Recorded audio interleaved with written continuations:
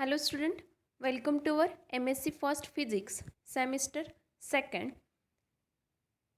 and in this semester we have study or we have to study the atom and molecules course, and our subject code is PHCT 122, and this is our first lecture. In the atoms and molecule course we have total 4 modules, and I am taking your third and fourth module. Now in this video we have start with the fourth module, that is module fourth, resonance spectroscopy, and each module is for 1 credit. That is the fourth module is also for 1 credit, that is resonance spectroscopy. Now first we see the contents of the fourth module, that is module 4th, resonance spectroscopy. There are two main parts, that is first one is the electron spin resonance, in short we call it as a ESR, and the second part is the nuclear magnetic resonance, and in short we call it as NMR. So the first part is the electron spin resonance. In that there are again different topics, that is principle of ESR, ESR spectrometer, total Hamiltonian, hyperfine structure. These all are the different topics which comes under the ESR. First topic is the principle of ESR. In that we have to consider the actual basic idea of the ESR. After that there is a ESR spectrometer. That means with the help of ESR spectrometer we can study about the different samples, and we can investigate that sample using spectrometer, that is a ESR spectrometer. After that total Hamiltonian. Now we know that in an atom there is a nucleus. So there are different kinds of the fundamental particles like electron, proton, neutron, and due to all those particles there are different interactions, and due to all these interaction we get the different types of energy, and according to all those types of energy we get the total Hamiltonian. So we have to study the total Hamiltonian for ESR. Now next one is the hyperfine structure. In hyperfine structure we have to study the splitting of the energy levels. So we will discuss about that in our upcoming videos. Now the second main part is the nuclear magnetic resonance or NMR. In that magnetic properties of the nucleus, resonance condition, NMR instrumentation, relaxation process, chemical shift, applications of NMR. These all are the different points which comes under the NMR. First one is the magnetic properties of the nucleus. We know that in a nucleus the main constituents are the proton and neutron. The proton is a positively charged particle and neutron is the neutral. So the nucleus has some magnetic properties. So we have to study all those magnetic properties. Now after that there is a resonance condition. Resonance condition means we get the particular frequency for the absorption, so that there is a change in the nuclear properties or nuclear magnetic properties. So we have to study the resonance condition. Now after that there is a NMR instrumentation, like as a ESR spectrometer there is also NMR instrumentation. After that there is a relaxation process. For NMR the relaxation process is very important process.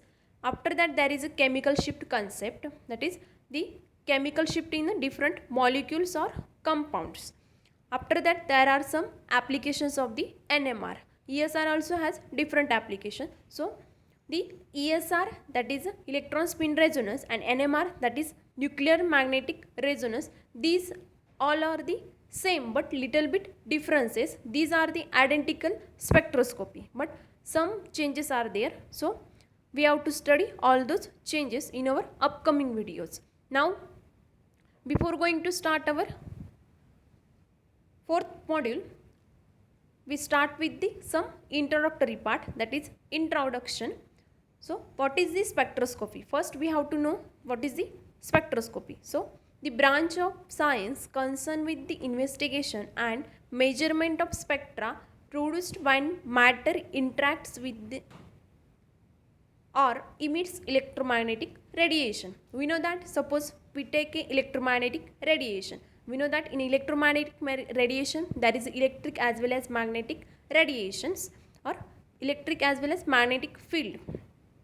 Suppose we take a particular material or matter on which we incident the electromagnetic radiation, and we know that this electromagnetic radiation interact with that matter and we get the different phenomena like transmission, reflection, or diffraction, or many things, dispersion, like all those phenomena happens and we get the different spectra, or we can investigate that particular matter or sample with the help of all those electromagnetic radiation. So all those things we deal in a particular branch, and this branch is known as the spectroscopy. So this is the definition of spectroscopy. Now in short, spectroscopy is the study of the absorption and emission of light and other radiation by matter.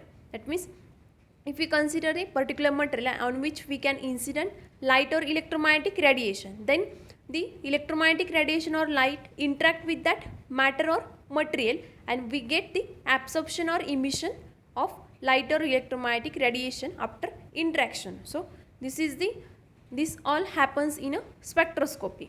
Now again we have to consider only resonance spectroscopy.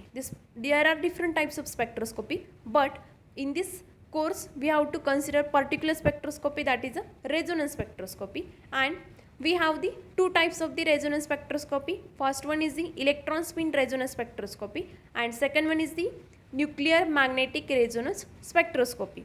Now first we see the electron spin resonance spectroscopy, and after that we will study about the NMR, that is a nuclear magnetic resonance spectroscopy. So first one is the ESR, electron paramagnetic resonance, or EPR, or electron spin resonance, or we call it as a ESR spectroscopy, is a method for studying materials with unpaired electrons. There are different alternative names for the electron spin resonance, that is a electron paramagnetic resonance. But why we call it as electron paramagnetic resonance? We know that if we consider a magnetic material, there are three main types of the magnetic material, that is a diamagnetic material, paramagnetic material, and ferromagnetic material. But in a paramagnetic material there is an unpaired electron, and in this case, that is in ESR, we can only study about those material which have unpaired electron or odd number of electron. So in only paramagnetic materials we get that properties. So ESR is applicable for the paramagnetic substances. So we can call it as a electron paramagnetic resonance, or simply electron spin resonance, or it is a method for studying the material with unpaired electrons. The basic concepts of EPR are analogous to those of nuclear magnetic resonance. That means the conceptually NMR and ESR little bit identical, but there are some changes.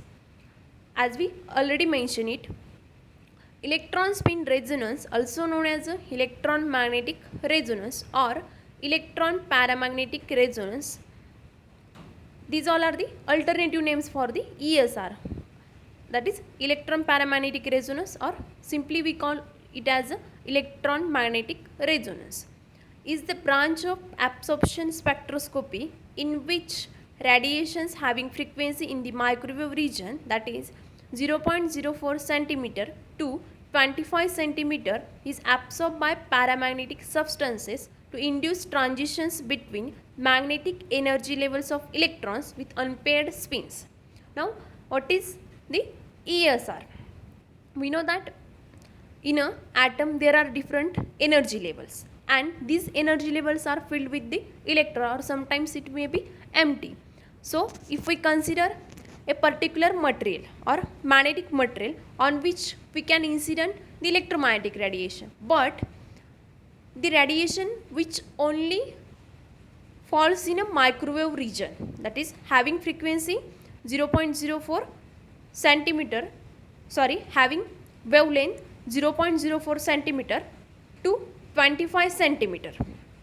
Those radiation will get absorbed by that material, and there is a transition between magnetic energy levels of that material, and in that magnetic energy levels there are unpaired electron. So there is a flipping of the spin of that electrons, so we get the different properties of that material. So all this phenomena or all this spectroscopy is known as the electron spin resonance spectroscopy, or simply we can say that if we consider a magnetic material and on which we can incident the electromagnetic radiation, and among all those electromagnetic radiation only the microwave region gets absorbed, and after that there is a transition between the magnetic energy levels of the unpaired electron. That means there are unpaired electron in that magnetic energy levels of that material, and there is a flipping of the electron or a transition of the electron spin. So this is the ESR spectroscopy or ESR simply. So this is the particular definition of the ESR spectroscopy.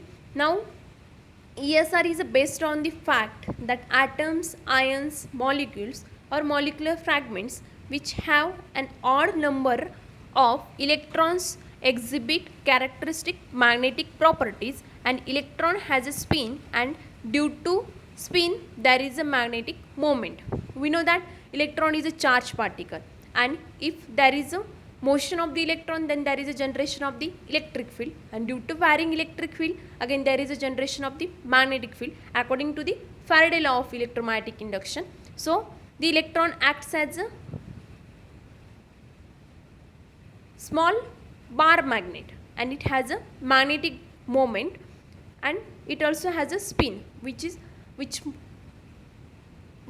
move about their own axis. Electrons which moves about or on their axis, so it has a spin which is in either anti-clockwise direction or clockwise direction depending on the motion of the electron. So the ESR is only based on the material which has a magnetic property, that is the material that is atoms, ions, molecules or molecular fragments, and the main part is the which consists mainly the unpaired electron. That means the electron spectroscopy is only for the material which have unpaired electrons or odd number of electrons. Since its discovery in 1944 by E.K. Zhawadsky, EPR spectroscopy has been exploited as a very sensitive and informative technique for the investigation of different kinds of paramagnetic species in solid or liquid state. As we already mentioned, the ESR spectroscopy is only for the material which have unpaired electrons, which is either in liquid form or solid form. So this is very sensitive and informative technique for that materials, and which is discovered in 1944 by the scientist E.K. Zhawadsky.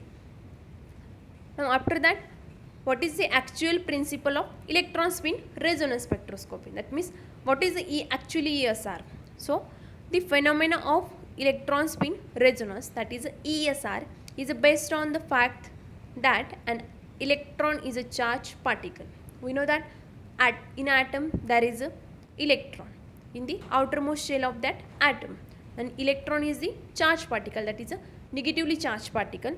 Due to charged particle there is a generation of the electricity. Due to the motion of that charged particle there is a generation of electricity. So again there is a generation of the magnetic field due to change in electric field.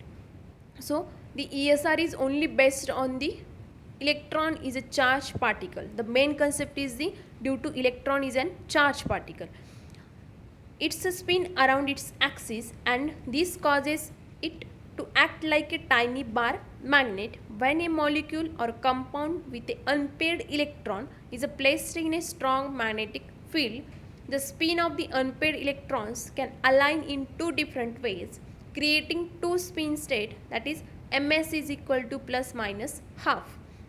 That means as already we mentioned, there is an atom, and in that atom, in the outermost shell of that atom there are different electrons, and these electrons rotate or spin about their own axis, and due to the motion of the spin, it acts like a tiny bar magnet because it has a magnetic dipole moment. And when a molecule or a compound with a unpaired electron, that is a paramagnetic substance, is placed in a strong magnetic field, then the spin of the unpaired electron, we know that there are two possible spin for the electron, that is a plus half and minus half. Suppose we take a molecule and which is placed in a strong magnetic field, and this magnetic field affect that atoms, or we call it as a electron, directly as a electron, because molecule is made up of atoms and atom consists of electron. So there is a directly effect on the spin of the electron due to external magnetic field. So there are two possibility of the unpaired electron spin, that is which is either plus half or minus half. And we know that the spin number or spin quantum number for the atom we indicate or we denoted by ms. There are different quantum numbers like ms, ml, l, n. These all are the different quantum numbers for the atom, but here we only consider the ms, that is a spin quantum number ms, and which is a plus minus half for the electron spin only. So there are two possibility. The alignment can either be along the direction, that is parallel to the magnetic field, which corresponds to the lower energy state, ms is equal to minus half, or opposite or anti-parallel to the direction of the applied magnetic field, that is ms is equal to plus half. As already mentioned, there are two possibilities. When the electron is aligned along the direction of the magnetic field, then the spin of the electron is along the direction or the parallel to the magnetic field, then the spin of the electron is a minus half, or opposite, that is anti-parallel to the direction of the applied magnetic field, then the ms is equal to plus half. So these all are the two possibility for the alignment of the electron spin, and according to that we can write the energy for that particular energy level. So here we get the energy level of an electron spin with the spin magnetic quantum number which is equal to plus minus half in an applied magnetic field. All this happens when we place a molecule in a magnetic field. So if we consider the graph between the applied magnetic field and energy, there are two possibility of the magnetic spin quantum number, that is ms is equal to minus half and ms is equal to plus half, and there are two corresponding energy for the ms is equal to half and ms is equal to minus half. The energy corresponding to ms is equal to minus half is E minus is equal to minus half g mu b, where g is the Landéje factor. You are all familiar with the Landéje factor, which is a splitting factor. Here mu b is the Bohr magneton and b is the applied magnetic field, and minus half for the ms, that is a spin magnetic quantum number, and we denote it as a E minus energy for the lower energy level, and for the upper energy level we denote that is E plus, and which is equal to plus half g mu b. Again here g is a Landéje factor, mu b is the Bohr magneton, and b is the applied magnetic field, and plus half is the corresponding magnetic spin quantum number for the upper energy level, and we denote it as a E plus. And the energy difference between these two energy levels is the delta E is equal to h nu. We know that for the energy we can write simply E is equal to h nu, where h is the Planck constant and nu or v is the frequency, which is equal to g mu b b0, or here we only take b. Again here g is a Landéje factor and mu b is the Bohr magneton, b is the applied field, and this is the energy difference between these two energy levels. How we get? If we subtract the energy level, upper energy level, that is E plus, or if we subtract the lower energy level, that is E minus, from the upper energy level, then we get this difference. So the difference is a G mu B B.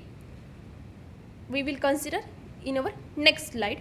And here is the energy along the y-axis, and along the x-axis there is applied magnetic field. That is, if we place a molecule or a electron in a strong magnetic field, then there is a splitting of the energy level. That is, for the ms is equal to minus half and ms is equal to plus half, there is a flipping of the electron spin in between these two magnetic energy levels, and we get this energy difference. So this is the all possibility for the electron spin when we place that particular atom which consists of that electron or molecule. So we get the splitting of that particular energy levels, and this is nothing but the electron spin resonance spectroscopy, because all those happens because of the electron spin flipping in the strong magnetic field. Now the two alignments have different energies, and this difference is energy lifts the degeneracy of the electron spin states. All of you familiar with the degeneracy? That is, there is a splitting of the energy levels for the same energy, and in the electron there are two possibility of the spin of that particular electron, that is for ms is equal to plus half and ms is equal to minus half, and here we are able to calculate this energy difference. So the two alignment possibility has two different energies, that is E plus and E minus energy for the two energy levels, and energy lifts the degeneracy, that is for the same energy value we get the two different states with the two different magnetic spin quantum number. The energy difference is delta E is equal to E plus minus E minus is equal to HV is equal to G mu B B, where H is a Planck constant and which has a value 6.626 into 10 to the power minus 34 joule second. V is the frequency of radiation, that means the incident radiation frequency. Mu B is the Bohr magneton and which has a value 9.274 into 10 to the power minus 24 joule per Tesla. Again, B is the strength of the magnetic field in a Tesla, that is an applied magnetic field in a Tesla. And after that, G is the G factor, which is a unitless measurement of intrinsic magnetic moment of the electron, and its value for the free electron is near about 2.0023. That is, G is a Landis factor, or simply we call it as a G factor, and which is a splitting factor, which is a unitless quantity, and it is the measurement of intrinsic magnetic moment of the electron, and the value of Landis factor for free electron is a 2.0023. That means, in short, when we place the atom in a strong electromagnetic field, there is a splitting of the energy levels, or there is a splitting of the energy level into different states, that is ms is equal to plus half and ms is equal to minus half, and we get the corresponding two energy levels, that is E plus and E minus. After we subtract the lower energy level from the upper energy level, then we get this difference, that is a delta E, and which is the G mu B B, and this is the resonance condition for the ESR, and the corresponding frequency nu or V, we call it as a angular frequency. So this is the resonance condition for the ESR. Now, an unpaired electron can move between the two energy levels by either absorbing or emitting a photon of energy Hv such that resonance condition Hv is equal to delta E is obeyed, and this leads to the fundamental equation of EPR spectroscopy. That means the delta E is equal to H nu is obeyed in the spectroscopy. Then this spectroscopy is known as the ESR spectroscopy. But when an unpaired electron can move between two energy levels by either absorbing or emitting a photon of energy H nu. That means there is a flipping of the electron spin, or there is a motion of the electron, unpaired electron, in between two energy levels by either absorption or emission of photon. But the photon having energy, that is hv, but all this happen when the delta E is equal to h nu. That means the frequency of the incident radiation, or the frequency of the incident radiation and the Planck constant, the product of both is equal to the delta E, that is the energy of radiation is equal to the energy difference of that two energy levels. Then and then this will happen. So this is the resonance condition, or this is the resonance for the ESR. This leads to the fundamental equation of EPR spectroscopy. That means this is the fundamental equation or the resonance condition for the ESR. Now, what is the actual working of the electron spin resonance spectroscopy? So, in this spectroscopy, we already mentioned the unpaired electron material is very important, and there is a flipping of the electron spin, or there is a motion of the electron spin in between two energy levels, and these two energy levels having difference is equal to the energy of the photon which is incident or emitted. Although the equation permits a large combination of frequency and magnetic field values, the great majority of EPR measurements are made with the microwaves in the 9000 to 10,000 megahertz, that is 9 to 10 gigahertz region. As already we mentioned, the ESR spectrum falls in the microwave region, which having frequency that is 9000 to 10,000 megahertz, or in gigahertz that is 9 to 10 gigahertz region. For those values of the frequency, the material get responded or material response, then this all comes in under, that is a ESR spectroscopy. EPR spectra can be generated mostly by keeping a photon frequency fixed while varying the magnetic field incident on a sample. That means we can fix one value, that is a photon frequency, and varying the applied magnetic field. That means if we place a sample in a magnetic field, we can vary the magnetic field and we kept the photon frequency fixed. Then and then we can study the electron spin spectroscopy, or we can take in a opposite way, that is the incident or the magnetic field has a fixed value and we can vary the photon frequency. Although the equation permits a large combination of frequency and magnetic field values, the great majority of EPR measurements are made with the microwaves in the 9000 to 10,000 megahertz or 9 to 10 gigahertz region. That means ESR falls in the microwave region and which has frequency 9 to 10 gigahertz. EPR spectra can be generated mostly by keeping the photon frequency fixed while varying the magnetic field incident on the sample. That means we can vary the magnetic field which is applied to the sample and we kept the photon frequency constant. A collection of paramagnetic centers such as free radicals is exposed to microwaves at a fixed frequency. Suppose we take a particular sample or compound which has free radicals, and these free radicals are observed in particularly the paramagnetic materials, that is paramagnetic centers, and which is or they are exposed to the microwaves at a particular frequency.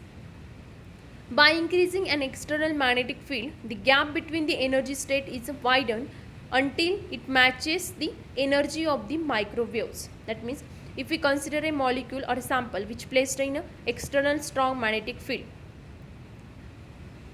the gap between energy levels of that particular sample is widened until it matches with the energy of the microwaves. That is the energy of the microwaves is equal to the energy of the or energy difference between these two states, then and then there is absorption phenomena or emission phenomena, that is the resonance condition occurs and we get the spectra. At this point, the unpaired electrons can move between their two spin states. Since there are typically more electrons in the lower state due to the Maxwell-Boltzmann distribution, there is a net absorption of energy. As already we know, every electron try to remain in a ground state according to the Maxwell-Boltzmann distribution, that means in the lower energy state. But when we incident a photon on that particular electron which is in the ground state, which absorb all the energy or the energy which is equal to the energy difference between the next one, the energy level, and the ground state energy level, so that it will get excited to the upper level or towards the excited level, and this is the absorption like in general, but same like in the ESR, that is at that particular point, that is at the resonance condition, the unpaired electron can move between two spin states when the frequency of the microwave is equal to, or energy of that particular photon of the microwave is equal to the energy difference between the two energy states, then and then these two electrons can move in between or their spin gets flipped. It is this absorption that is monitored and converted into the spectrum. That means at that particular absorption, the arrangement in such way that this is monitored and converted into the spectrum. That means the final region, that means we get finally a spectrum at that particular absorption. So this is the ESR spectrum for that particular sample or particular material or particular matter. So this is all about the electron spin spectroscopy. That means in short we can summarize that when we consider a particular atom, sample or molecule and which is placed in a external strong magnetic field, and we know that atoms consist of electrons, that means indirectly we place electron in a magnetic field. When we place that electron in a magnetic field, then there is a splitting of the energy of the same value, that means with the different quantum number, but the quantum number is a spin quantum number is a different, that is ms is equal to plus half and ms is equal to minus half. That is, we know that electron which is either in a upward, which is either in anti-clockwise direction or clockwise direction according to their spin. So ms is equal to half and ms is equal to minus half. So there is a splitting of the energy level. But when we incident the electromagnetic radiation on that particular sample, then the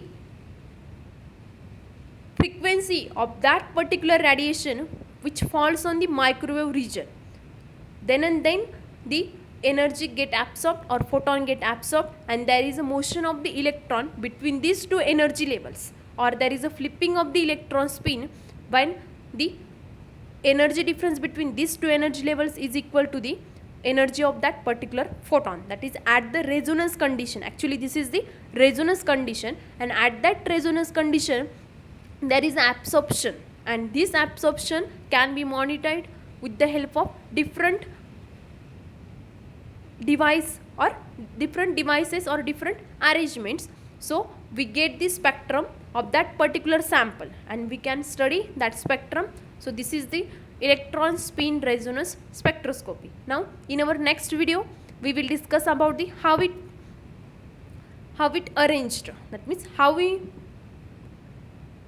get the spectrum of ESR. We have the ESR spectrometer and it consists different parts, that is different components, and these components have different functions. So we get final the spectrum of the ESR. So this is all about the ESR spectroscopy, that is the basic principle of ESR spectroscopy and working principle of the ESR spectroscopy. Now in our next video we will continue with the electron spin resonance spectrometer. So